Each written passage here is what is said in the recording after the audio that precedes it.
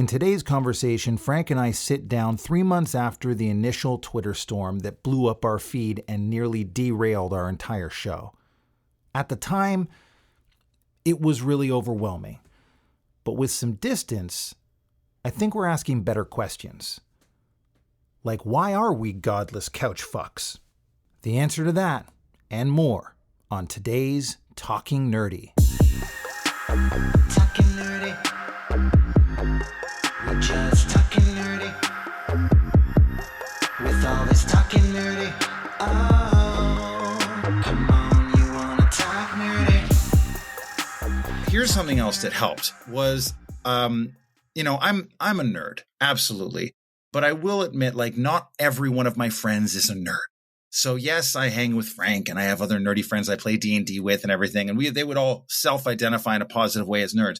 But a lot of my friends are also like they're like partiers. They're like, going out. Like if they were in high school, they would have been like with the cool popular kids or maybe with the high school hockey team because I'm Canadian. You know what I'm saying? Like it would have been means something very different down here. It would be in like the the equivalent of the Texas football team. You know what I mean? But there we go. But they would be like that. And so there just wasn't. And what's funny is when I told them about this and they saw I was going, they're like, so what you're saying is just a bunch of nerds think you're lame online?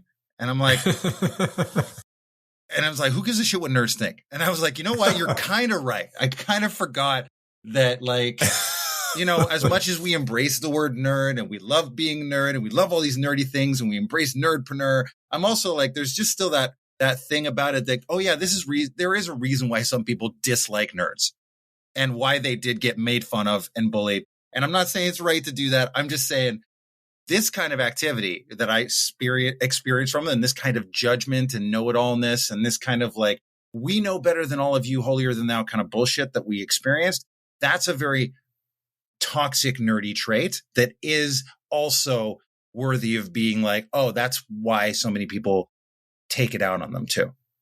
The toxic, nerdy trait, the way you just said that, I think is a really concise, really great way to put it. Because nerds have that factor that you're talking about. They have that, oh, you know what? Let me tell you how you're wrong because I know more, because I can show off how much I know. And I do that sometimes. I try to really mitigate it, but I know I do it. And some people do it a lot more than me. And that's just, that comes with the territory. And it's a part of a journey to always control that and not pull an actually. Actually, not everyone who came after us was just some random troll looking for drama. If you want to hear our interpretation of those trolls and why they went after us, you can check out the last episode, part 1. But this episode, we want to look at the people who were really angry and had a reason to be angry. There were stories of people not getting paid for the work they did on projects led by Satine and Jameson. And if there's one thing I know that'll piss people off real fast, it's messing with their money. So yeah, maybe we stepped into more than we realized. Maybe this wasn't just about one podcast post. The question is, are we actually godless couch fucks? Let's find out. After everything blew up, something unexpected happened. Someone reached out to us. Not to pile on, not to take sides, but because he wanted to have a real conversation. Who are you? Why are you talking to us? I'm an author. I've been in the TTRPG scene for a while. I also write novels, books, things like that. I had worked with Geek and Sundry, Nerdist for years. I've written for many tabletop companies. Everything from there's just a ton of them, right? At this point, my freelance, writing is pretty long. But I'm also the person who, is the author of, the Red Opera and, all of the Apotheosis writings, even Battle of the Bards. At that time, I was right in the middle as this is our book that we brought to the studio. Really? So you had a plan in mind that you brought to Apotheosis, or no, is that how you Apotheosis, yeah. Apotheosis? So you had a concept that you'd already started that you brought to the studio. Not No, even a okay. concept, a complete book. Oh shit! So okay. This is Rick Heinz, and Rick Heinz worked with Jameson and Satine at Apotheosis Studios, their production company. So Rick brings them an entire book. Not an idea, not a pitch, a fully built, play-tested campaign setting ready to go. And what happens next? Well, in the tabletop industry, it's all about Kickstarters. One of the Kickstarters that Rick and Satine and Jameson all worked on was called The Red Opera. Then later, Sirens: Battle of the Bards.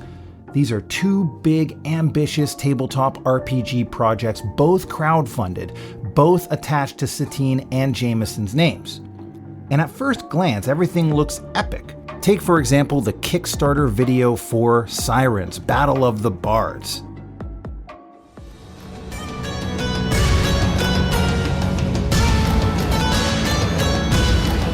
Sirens: Battle of the Bards is an epic 5th edition campaign and setting, set in the decadent city of Salvata.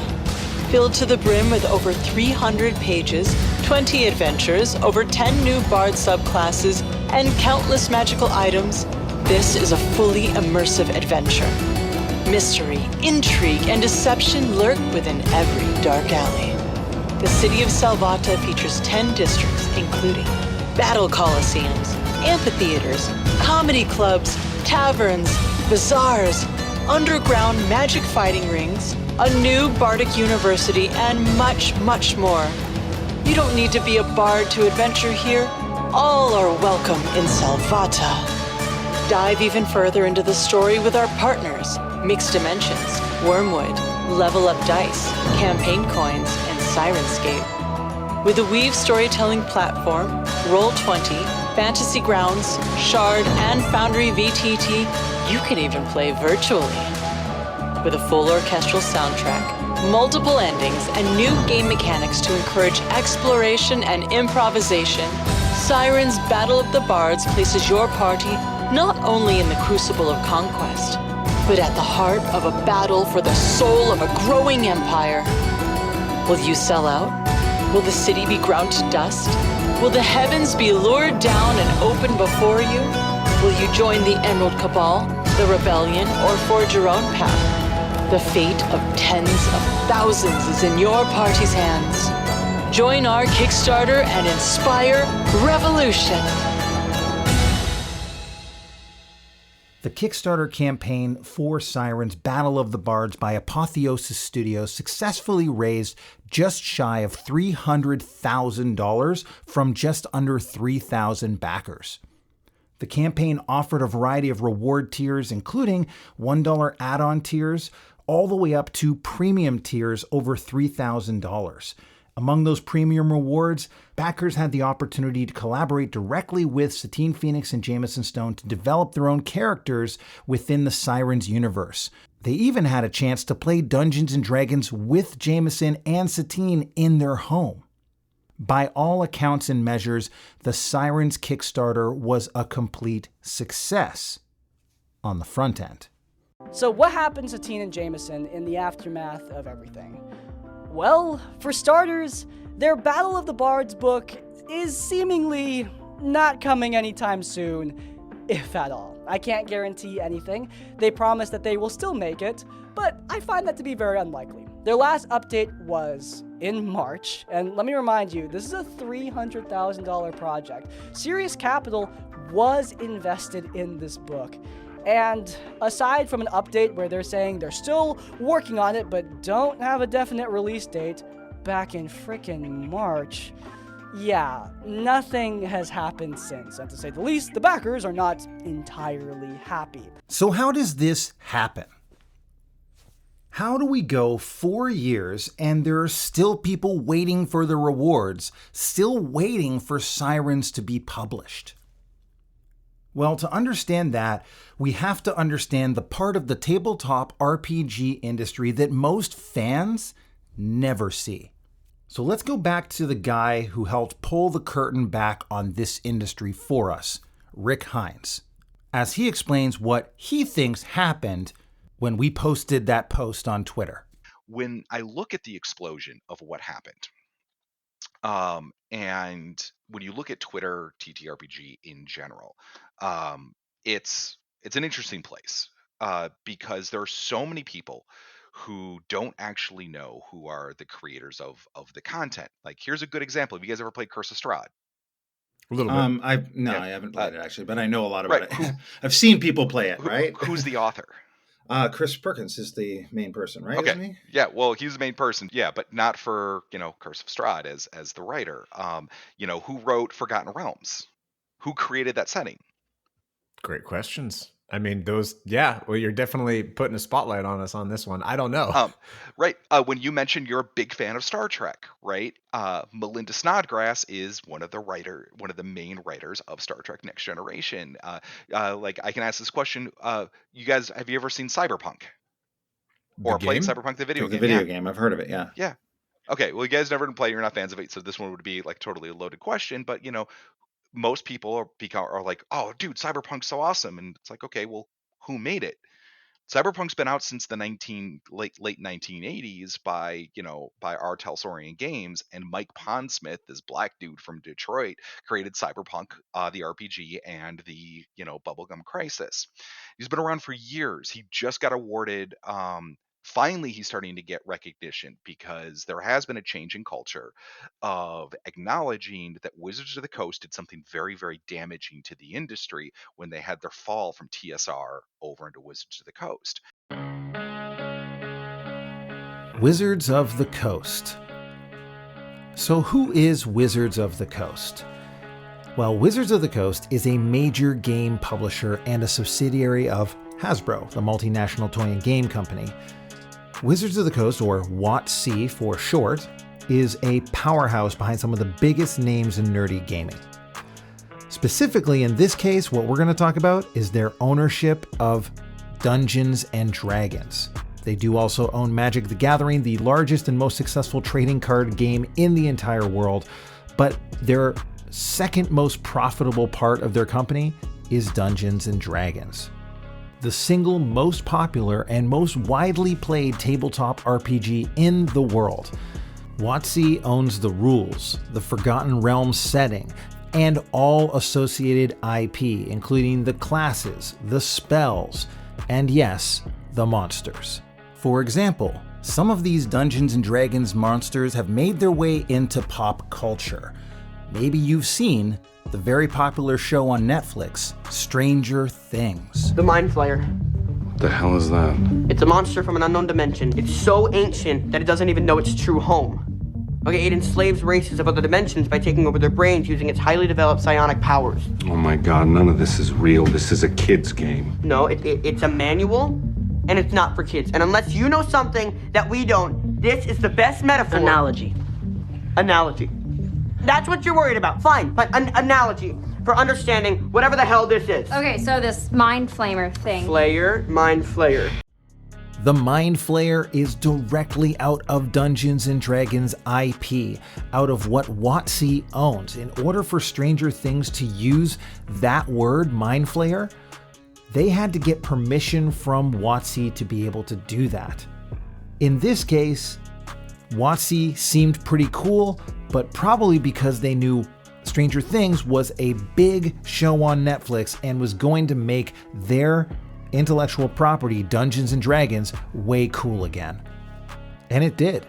In 2022, Forbes estimated that the Dungeons and Dragons market generated between $100 to $150 million in annual revenue for WotC, out of its total $1.3 billion revenue. So now you know who Wizards of the Coast is. So let's get back to what Rick was explaining. There has been a change in culture of acknowledging that Wizards of the Coast did something very, very damaging to the industry when they had their fall from TSR over into Wizards of the Coast. And what they did was they didn't like Ed Greenwood. They didn't like that R.A. Salvatore had, author fame. for, despite writing a series of novels. Margaret, Hickman, all of these authors that we are familiar with. When you say, hey, D&D, you think Gygax, right? Not incorrect, but there's 6 other people in the room who built the lore. That's right. But so you have this. So what WotC did is they started hiding everything behind a studio brand, and so people will go out there and say, "Oh, I really love um, this project, or I really love this game line, or whatnot," but they actually don't know who made the game line. And then you take influencers and actual play, and this actually isn't about Jameson or Satine in any capacity. This is actually just about culture of where I think some explosions and some like how things blow up in a different way. So what is Rick talking about when he's talking about these explosions? Well, picture this. Wizards of the Coast is both the heart and the handcuffs of the tabletop RPG industry. They gave us Dungeons and Dragons. Well, they own it. They kind of took it off of TSR, but that's a whole other story. There have been many explosions within the D&D community that WotC is at the center of. For example, in 2023, WotC attempted to revoke something called the Open Gaming License, or the OGL, which previously allowed creators to make Dungeons & Dragons compatible content. Backlash was massive. As many of you may know by now, Wizards of the Coast has been facing something of a rebellion from the Dungeons & Dragons and tabletop community. For the past several weeks, Hasbro has been embroiled in a brouhaha of its own making. This is one of the biggest moments in the history of role-playing games ever. We've got to talk about the new version 1.1 of the OGL. This news revolves around the OGL. The Open Gaming License, aka the OGL. What even is the OGL? It was designed and written to be a permanent, never-ending license for third parties to make game materials for Dungeons & Dragons. So if the community are banding together and making you look bad by releasing amazing stuff, what do? Well, you just change the licensing agreements and completely screw them over. Under the leadership of newish CEO Chris Cox, said that he believes the hobby of Dungeons & Dragons is under-monetized compared to video games, and that he desires for the type of recurrent spending you see in digital games. D&D Beyond will introduce a new $30 per month subscription plan.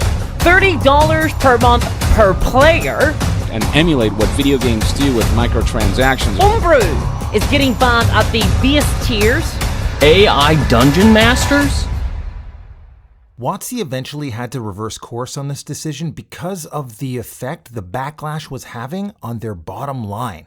WotC has also encouraged creating a pay-to-play ecosystem, which isn't really in the spirit of the game of Dungeons & Dragons. So they had a vision of launching a platform where they could monetize Dungeons & Dragons through a mass amount of microtransactions. In 2025, that platform dropped and was a complete failure. From that to concerns around them mishandling diversity and inclusion and being a performative ally instead of really handling sensitive topics well. And also, because they control the biggest game in tabletop RPG, they really set the tone for the industry. Their actions or inactions basically shape what freelancers, influencers, and third-party creators can realistically do. WotC's decisions are the tectonic shifts that cause tremors across the creator landscape. Independent creators like Rick Heinz, and also all the writers that Satine and Jameson employed to create their Sirens campaign, are navigating a world built by WotC, but not really made for them. Now, so in the TTRPG sphere in specific, the way that most freelance writers work are you go submit to a studio or you Twitter network enough, and you get paid like a per word basis for your writing, and you write for on hire. And the business model started from WotC. WotC, when they bought it from TSR, TSR used to pay royalties, and TSR used to have their writers do their things and be fair, and they were like actual creators because they weren't just writing the book; they were also writing novels and game design and lore. When TSR fell because of the Random House publishing, WotC started doing this thing where it was like, okay, we have our few staff writers and our few staff designers, and then we're just going to start doing contributing. Because we're so big, we can pay 3 cents a word. And we're just going to take freelance contributions from people, and we're going to see who can do it. But we're going to compile a book from a bunch of contributing writers, and nobody has more than 10% of the book in section. So, you get 2,000 words, you get 2,000 words, you get 2,000 words. Nobody's really the author of the book. The editor, arguably, or a compiler is the person. It's basically an anthology, right? But that means you don't have to pay royalties out on it, and everybody got their little spec work, and everybody's expendable. Because your name is Wizards of the Coast, you can basically hire, and people will think that, oh my god, this is so great, I get to go work for this major publisher or work on this project, and your name's going to be listed in the credits, but nobody is going to look at that. Nobody's going to know what you did, right? And you're just kind of a ghostwriter functionally. You have these projects being done this way. Now, when you take this into a larger context, and you have indie game studios that start picking up on using this method, you'll start seeing Kickstarters that are just walls of talent of freelancers and people brought in. And this is kind of just before actual plays really started blowing up, but you would have these, oh, we're all going to work on this independent game project, we're all going to write, but the books then are still compiled, and the industry rates are set by the industry rates of Wizards of the Coast and the baseline that they had set them, which are bottom barrel, right? They are basic. And so it's not a sustainable model. So what happens is Twitter TTRPG becomes a place for freelancers to end up starting to try to find and position themselves for the next gig. And what you're doing is you're chasing one studio after another studio after another studio to work on the next project. And because if you're a full-time freelance writer, you're only paid on a word count basis, and you're only paid for the work that you submit that gets approved and gets published, right? Now, obviously, as business guys and guys with day jobs, you take one look at that model and you go, that is a crazy life of hustle that, is not necessarily sustainable. Even when I went to Geek and Sundry and I'm there on the set with Satine, everybody that I talked to at Geek and Sundry headquarters was just a 1099 freelance employee that was working, and everybody just got paid for this. And they were talking about how their life is hustle culture. It's all the after parties, it's all the who do you know, it's all the name drops, it's all the things. And this is right when the rise of actual plays are starting to happen. So then you take all of this feverish need to find the next group of employment, to find the next job, and this is the state of the industry. And then you add influencers on top of it. And so influencers then get attached to a project, and influencers have influence. That's their power. That's their brand. They can either do something very good with it, or they can do something very, very bad with it. It's like a weapon. You can't really judge influencers by themselves, but you can judge what they do with it. Now, influencers would get attached to TTRPG projects to bring in recognition and money, because somewhere there's a studio head that, needs to sell copies of a book. It costs about $110,000 to make, in the current economy, any TTRPG book, all in on the back end, because especially if you're crowdfunding, because you're going to lose 30 to 40,000 in crowdfunding. You're going to lose or you're going to pay 30,000 for an art budget, and then there's writing and editorial and print costs and the whole 9 yards on the line. So you bring influencers on board. Now, influencers can go one or two ways. It has happened multiple times that influencers have become the face of the project, and then that explodes and that goes bad because the brand is tied up into their identity. But they are the face of the project, and thereby they are seen as the creator of the project, which, mind you, pisses off two groups of people now. It pisses off the people who actually made the project, and it pisses off anybody that was a fan of that person, the influencer in question that did something wrong and shitty or failed or whatever. So now you have the people behind the scenes really pissed off, and you have the people that are just passively watching really pissed off. And sometimes the influencers go out and take credit for the project as if it is their project, and not really understanding that maybe you shouldn't go autograph another author's book.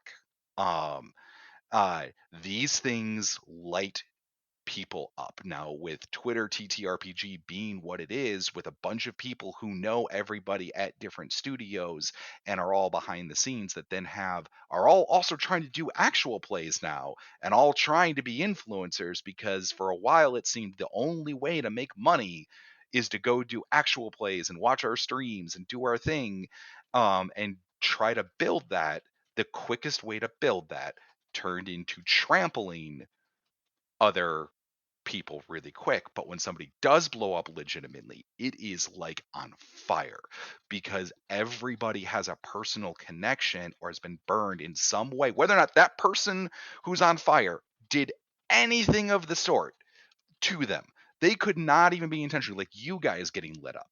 You don't know 90%, 99% of the people on Twitter, but because other people have had an emotional connection that resonates with the idea that you brought on somebody else that may have harmed them, ergo by proxy you are now the de facto guilty.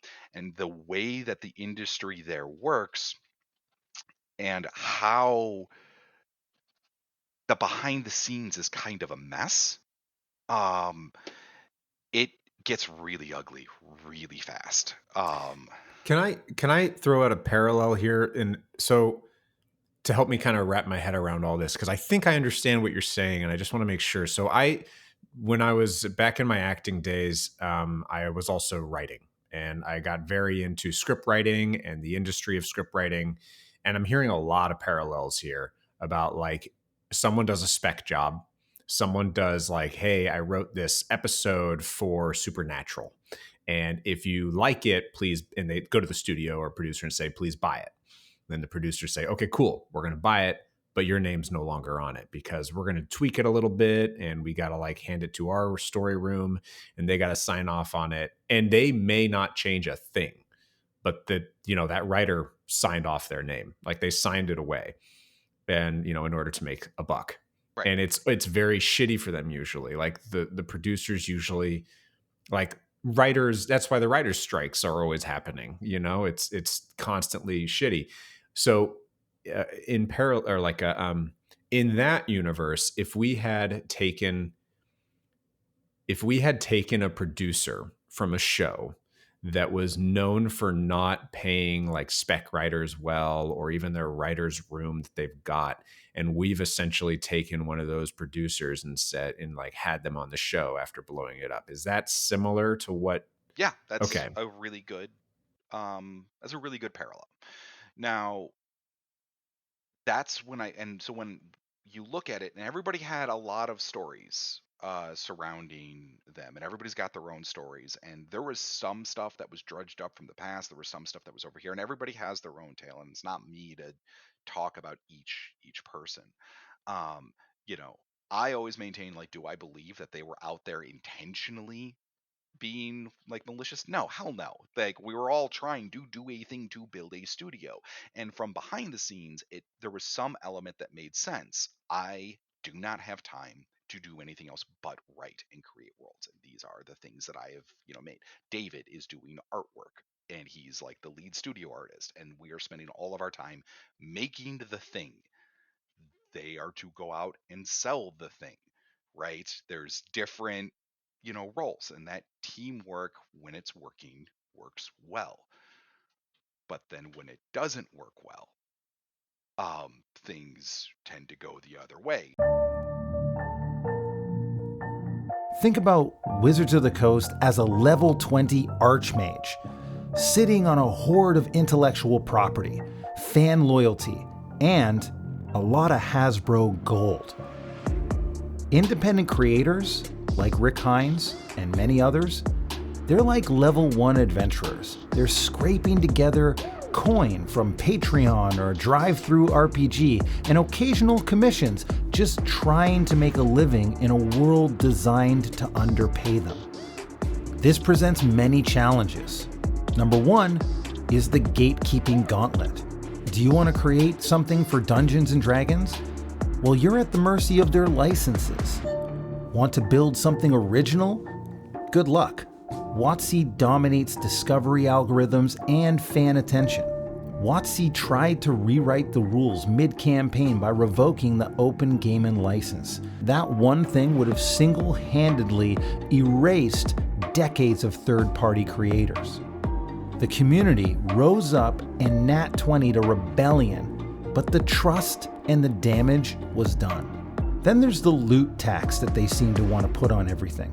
Even basic spells and stat blocks are locked behind paywalls on D&D Beyond, their virtual tabletop.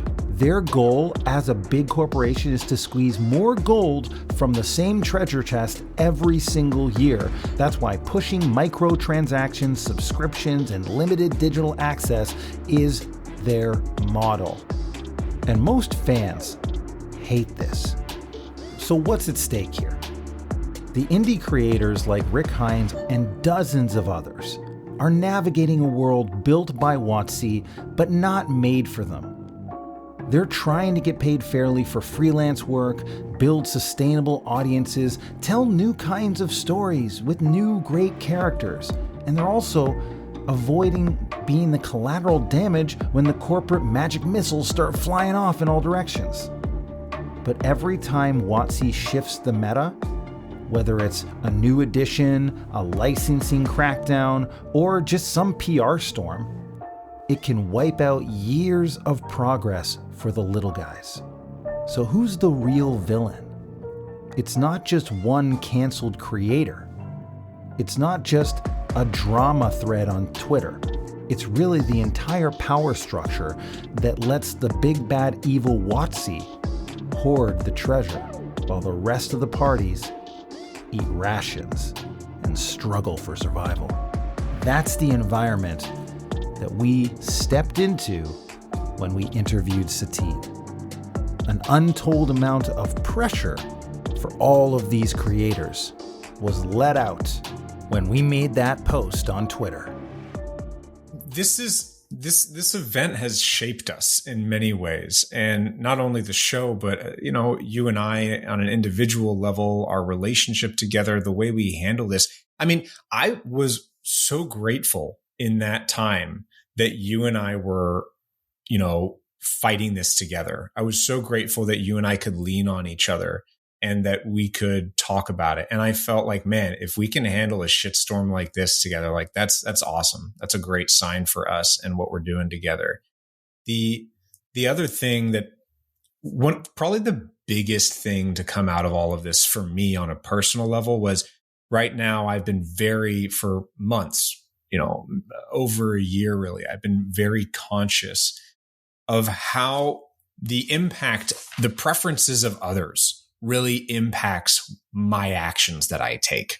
And I don't like that. I'm not a big fan of that. And this is something I've been working through in therapy. And Chris, I don't really like to bring my therapy into our podcast very much, but I'm going to right now. So buckle up and bear with me, buddy.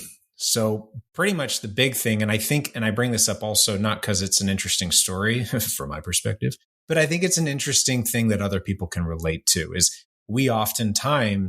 some people will want to do things because they know it will be acceptable. They know it will be approved by the masses. They know they won't be, for the analogy we were using, they won't be stoned by the masses. They won't be ostracized. So they take the safe route. That is what I have done my whole life, for the most part. I've done a lot of things because I know they're the safe way to go. And this incident, when it blew up, was at the time when I was really asking myself, why do I do that? I don't need to do that anymore. I don't need to take the safe route. What I want to do is actually identify what I want. What do I want? Speak up for myself, and then hear how that settles in the community that I'm a part of. And this was a great chance because we were getting inundated in an unbelievable way, in a way that I have never experienced, of people who did not like what we did. And their preferences were loud and powerful in telling us, you're pieces of shit. The content you created is platforming an abuser. And so I had this voice I've had in my head my whole life saying, oh my God, the preferences of others have been heard. We have done something bad. We need to change so that they like us again, so that they approve of us, so that we don't get stoned in public by the masses. And this whole time, there were tweets that you helped me like recognize sometimes what I was doing, but sometimes I had tweets where I started to backpedal a little bit. I started to kind of like, oh my gosh, like that's a really good point. Like I appreciate you sharing what you're saying. And then I started to feel really like I was a bad person. But thankfully, I was going through all this work at this time to recognize, like, hold on, wait a minute. This work you're doing is telling you that you should find what you want to do in all of this. Don't let their preferences drive you. And from that,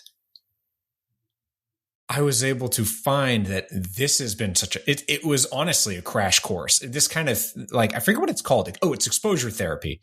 This was an intense level of exposure therapy for me to get through and push through. But out of it, I have become stronger. I have gotten more comfortable because when something this big blows up for an individual, it feels like, okay, this is pretty high up there on a bad case scenario.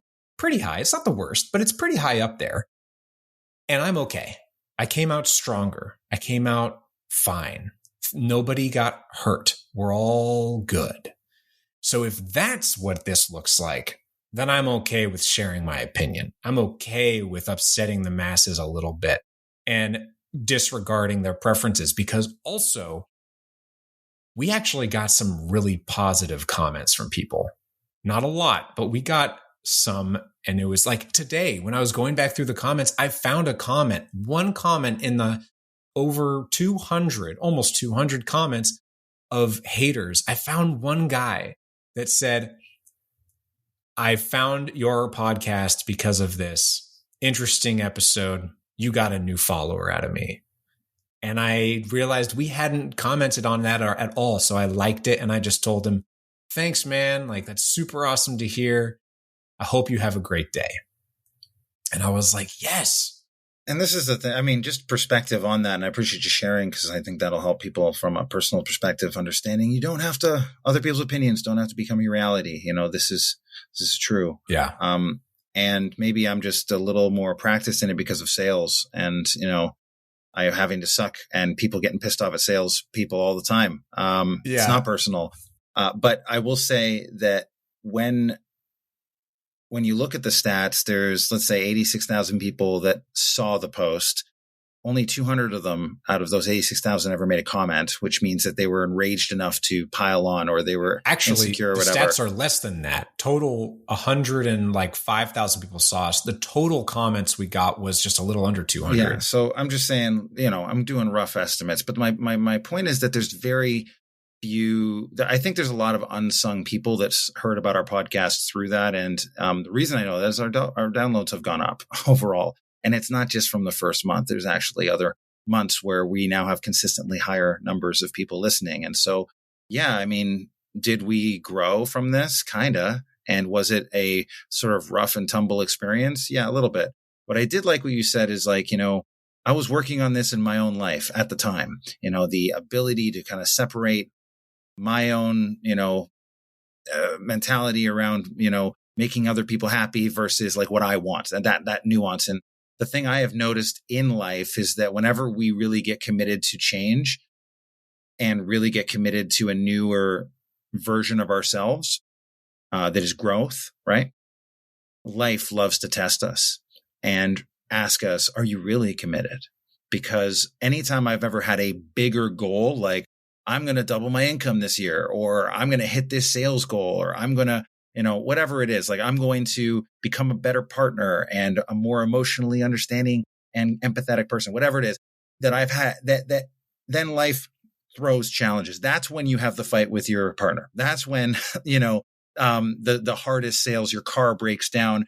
Nobody shows up to the sales calls. Like that's when life starts to test you to see like, oh, really? You're committed to that now? Well, what if it's hard? What if it's really hard?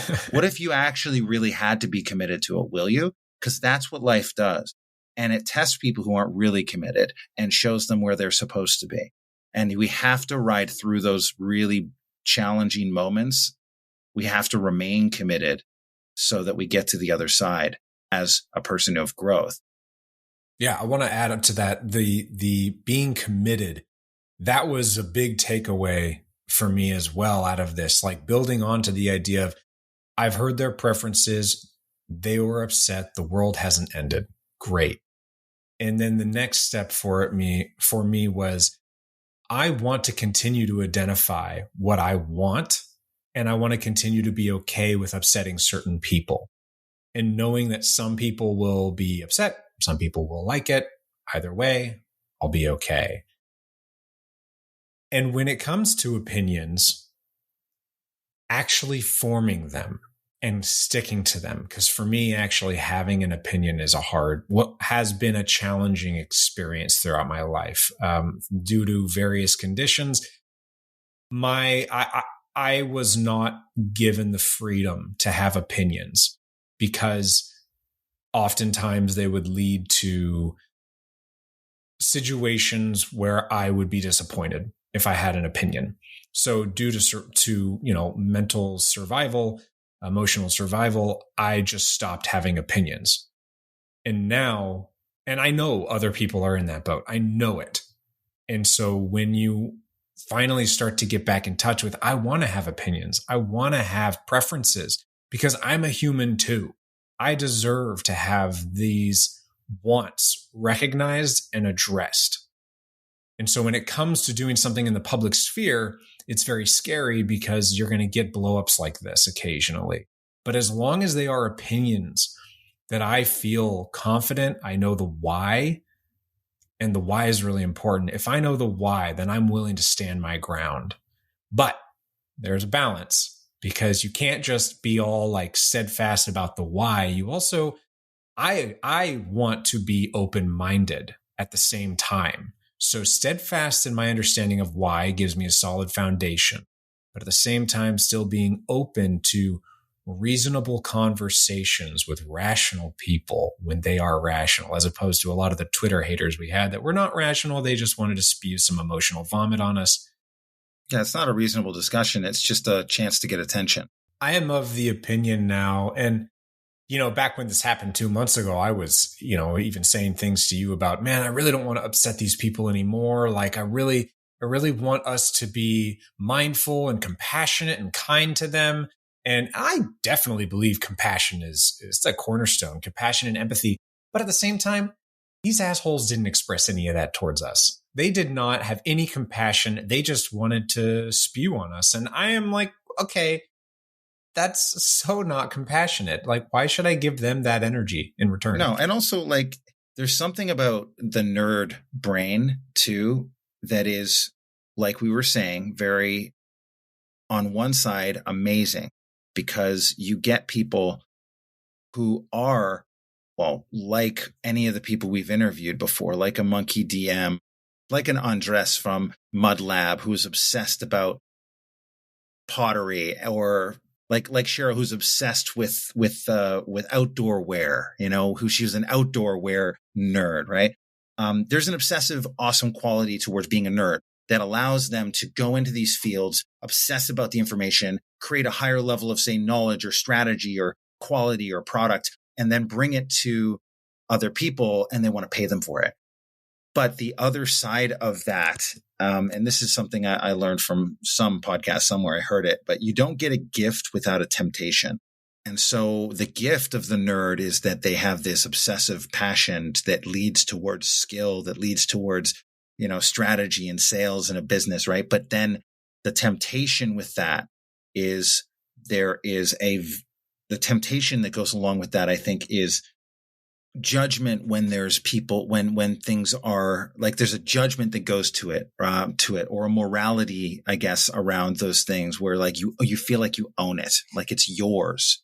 And so when people come in to mess with it or change it or don't necessarily agree with everything you say, that's where that judgmental, toxic nerddom comes out. And I wanted to talk a little bit more about that in regards to this space that we kind of step into, because we step into a lot of spaces and we're probably going to have this a lot, The idea that when we walk into something with a nerdpreneur idea, with an idea of like, even maybe before trying to turn it into a business, but just walking into a space, wanting to be a knowledgeable resource in it. Like, say you are putting out content that you create and you're trying to get that started before even making money, and how you're going to just get this. What I heard from what you said was this sense of attachment, and how that sometimes sets us up, because we do get attached. As part of being a passionate nerd is that you are attached, you are passionate about this thing that you're trying to do and fulfill. Well, it's also like there is a selfish self-obsession around it too, right? Like, I think that there is always a gift, but then there's always a temptation. And so whether your gift is, writing, and that writing leads to you to isolate, and then you don't understand people as well, like that could be an example of one. So there are many writers that consciously force themselves, even though they don't like it, to go and interact with people because it makes their writing stronger, because then they know more about them, the people, and, they actually can write people better. So there's examples like that. Are you telling people to get out of their caves to see the world? I'm just using and writer as an realize example. That their nerdy passion is not all that there is to their universe? Yeah, well, I think that one of the challenges of being a nerdpreneur is that it starts off with nerdy passion. You can very much easily isolate yourself into that little world. But then when you get into business, you're no longer in that world. You have to break out of it, and you have to be like, if you're selfish, for example, that can lead very well to being effective at, say, I'm going to obsess with the things I care about, and I'm going to just focus on my content, filming myself to camera, and do a lot of that and nuts to all the rest of my life, because I'm just going to focus on building this thing. Because if I do that, then I'm going to make all this money and have all this attention. I'll be able to monetize it, et cetera, et cetera, et cetera. That's the social media game. But the temptation with that is to get so obsessive that everything else falls away from it. And there are people that probably do that and have those things that may not have it all, even though it seems like they do. Right. And we know that from interviewing people on the back end, that like so many people's like, yo, take a break. Like, you need to have balance in your life. It's actually not as important to be posting every single day, but it does matter your social media level of exposure, and curate your feeds, and turn the phone off. Like, put it down. Like, and these are just examples, but it could be anything, right? Like, if you have an obsessive personality, that can lead to you being obsessed with your with tarantulas, learning how to breed them, getting 6,000 tarantulas in your life, and having a full-time business where you're selling tarantulas. That can lead to success. But then the temptation with that could be something completely, unspoken, is that, wow, like my relationship in my life sinks away, or I now have to, I'm more comfortable with spiders than I am with people, right? Now, I'm not saying that's with Aram, but I'm just saying there are temptations that he's probably had to mitigate to make his life work with that obsession. So, yeah, when you're dealing with extremes like that, and that's something that I've really enjoyed from several of our interviews is, T with Creatures Who Craft, JJ Art Creation, even Ryan at Zephyr Workshops, like they all talked about finding that balance, and in some cases, finding those people that support you. Mm-hmm. So I'm curious, I want to kind of circle this back. How does this discussion of balance tie into the Twitter explosion? I feel like you're getting at something and maybe I'm just missing it. we talked about the nerd brain, right? And how it has both of those things, temptation and a gift, right?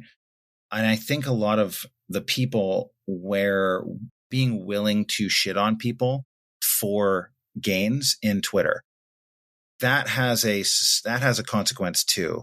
And so there's a temptation very real in their world that like, wow, they have this gift of say a following or a take, or like they're good at writing, or they have something that's attracted people to their Twitter. And then they have this opportunity, and the temptation is to use that goodwill and that relationship and that talent that they have around writing or whatever it is to now shit on other people. And that's the temptation. And I think Twitter exemplifies that and exacerbates it quite a bit, is that you get to see how tempted people are to pile on to things. And, you know, like if they talked like that in front of people at a real job, nobody would ever hire them again. Nobody would ever work with them again. Right. And the fact that they are behind a keyboard and they're able to do it kind of semi-anonymously in their own little protective bubble of other people who agree with them, people can get caught up in this mob thing. And that's the temptation. Right. So I think that's where for me, it was a very strong exemplary case of like, wow, there's a lot of obsessed people in this world of D&D content creation that probably makes it very, very good for them to be obsessed with their worlds, that they're obsessed with creating these things that they own as far as intellectual property and then selling it, right? Or they really work hard to do it. But there's a temptation to, in that, shit on people who step into that world and don't understand.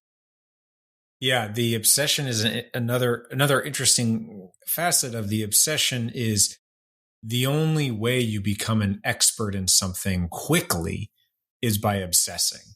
And I think so much of our generation, you know, millennials and maybe Gen Z too, I don't know, but we think that we should have success today or tomorrow or maybe this next Monday. You know, we expect to hit the stardom immediately.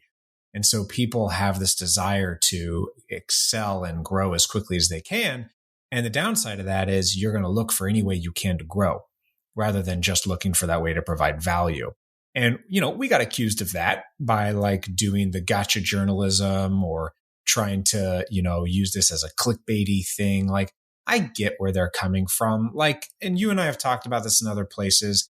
I think that everyone who has a business to some extent is trying to come up with the next thing that will get new attention. Now, ethics, you have to tie ethics into that. And I still don't think that we did something unethical. I think that what we did was we had an interesting conversation with someone, and that is fine. Having a conversation is fine. But when you get some people, in the case of Twitter, that are going to try really hard to tie into conversations, to make it sound like they are holier than thou, they are a good guide, they are a leader amongst the fight for justice and truth and a better future, then everyone follows them. And really what they're doing is they're just perpetuating this hate. They are circling this hate storm so that they can be seen and noticed. And that is another great thing to realize, that if you go into the public world, there are people that are looking for you to fail. There are people that are waiting for you to enter the arena, to stumble, and then they will point at you and shout to everyone that can hear them, look, they made a failure. They stumbled. Look at how dumb they look. Look at how foolish they are for even trying. And Brené Brown talks about this kind of a thing. People who stumble into the arena, the only people you should be concerned about, the only opinions you should be concerned about are the opinions of people that are in the arena with you. And these people that we see are not in the arena. They are in the stands. They are pointing at us, and they're pointing out a learning experience. Well, I have experienced that exact thing when rapping and freestyling on TikTok. So it's kind of great. Really? Oh yeah, absolutely. I've just started posting like freestyle videos, and they're pretty lazy. I'm just sitting on my couch, like I'm not even standing, and I'll just hold it up and I'm freestyling stuff into the mic, into the phone with background music. It's pretty low production and low stakes. But Nice. it's amazing because, like, you know, I don't know, my last video got 1,600 views, which is not small. Nice. And it's not nothing. But it's funny because like I've had a few people who was like, oh, that's great. It's great. And then the other side of it is like the first comment on my last video. I got to look at it exactly. I think it is, so shit, please stop, fire emoji. So I don't know what that means, if it's like real or fake or what, but it's, but it's funny because like you hear that and you're like, oh, well, I could just stop right now and never do it again. Or I can let that be. But then I look at it, I'm like, that got more this thing got more views. And I also got a bunch more likes on this one than I did the one I did before. You know, so I just happened to roll the dice wrong. And that guy who's a piece of shit and wanted to shit on me decided to do that first. You know, like, he also, he got first comment. That's really what they were going for. Exactly. Right. First comment. And the fire usually doesn't mean a bad thing, I thought. No, I know, but that's what's so weird. And then the other thing is, like, well, I've had the same thing with like my Dune post. Like because I wrote a Dune rap song, right? And when Dune 2 came out, there was a bunch of stuff. So I re-released it. I put up a couple of things and like that got 3,500 views and 66 likes. So a lot of people seem to like it. But like a lot of the comments were like, keep it unreleased. Google had to delete someone else's post. You know, like, wow. Yeah, like, let's see here. Let's see. I mean, there's a lot of good ones. That's why I'm having a hard time actually too, because a lot of people liked it. Nice. Oh, it's like, this one is like, spice in my chalice is heat, but this is not it, bro. Like, that's like weird constructive criticism where they're like, I like that line, but everything else is shit. Like a lot of people seem to like spice in my chalice. That's fire. Well, it is absolutely.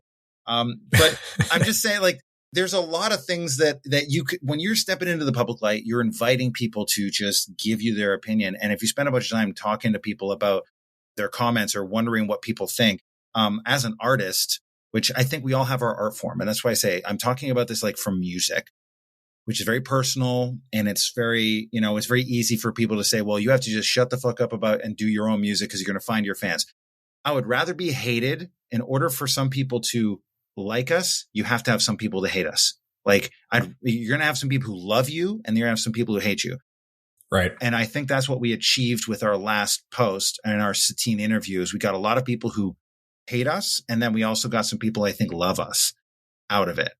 And whereas what we were doing before was just wallowing in the in-between of mediocrity and not creating any emotional reaction. And I think that you have to invite those to love you, and that might make some people hate you.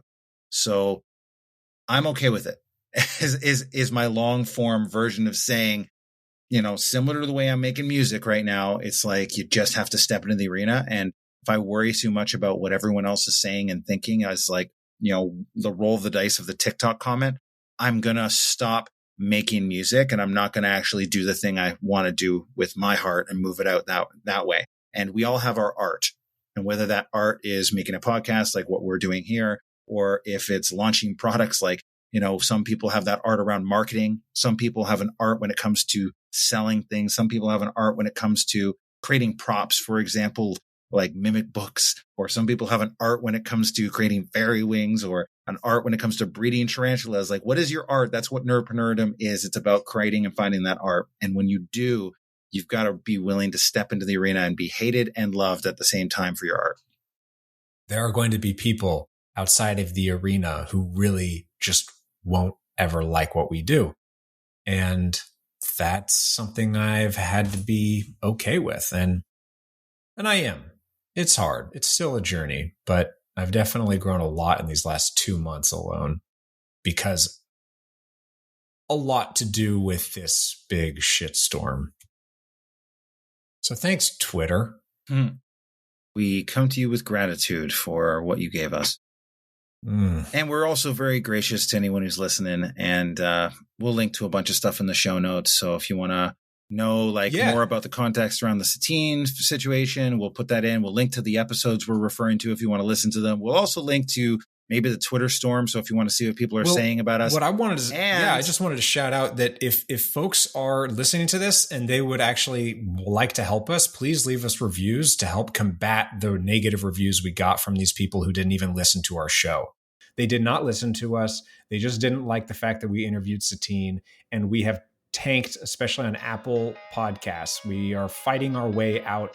We're back in the 3-star zone, but we are still fighting our way out back towards the 5 stars. So that would be huge. That would be huge on Spotify, wherever you're listening to us. Just leave a review, what you think. Feel free to leave a comment. That would go a long way. Yeah, we appreciate everybody listening. And as always, keep it nerdy.